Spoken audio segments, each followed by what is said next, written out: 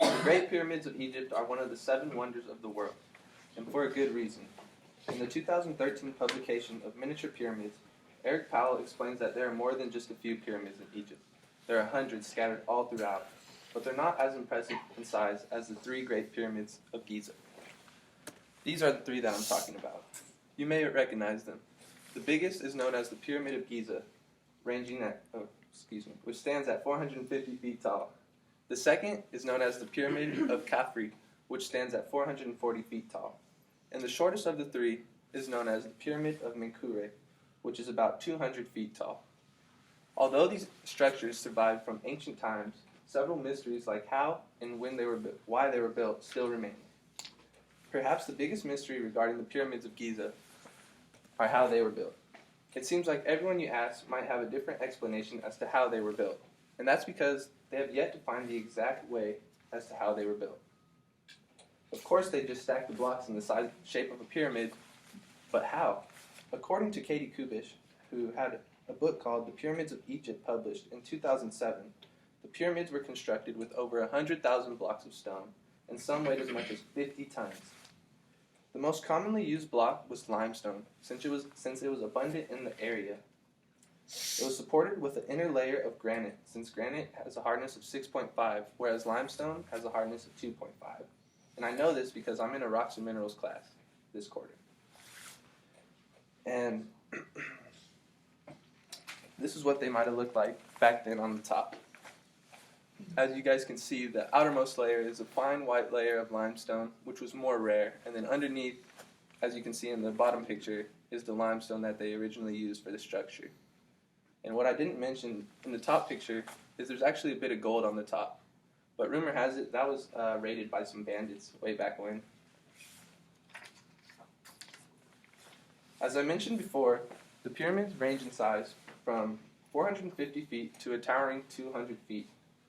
Now, these massive structures weren't built in a day, obviously, or even a decade. In the 2018 article called Giza Pyramids, written by Mark Barna, it explained that it took 20 years to build these massive structures, with over 8,000 people working on them at a time. None of us in here have even lived 20 years. Can you imagine that?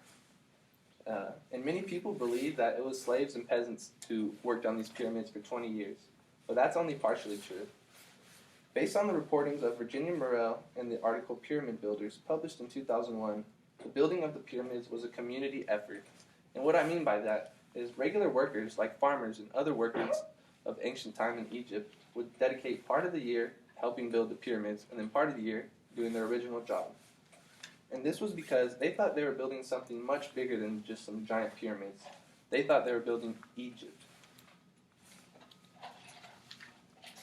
However, there was a purpose to these massive structures.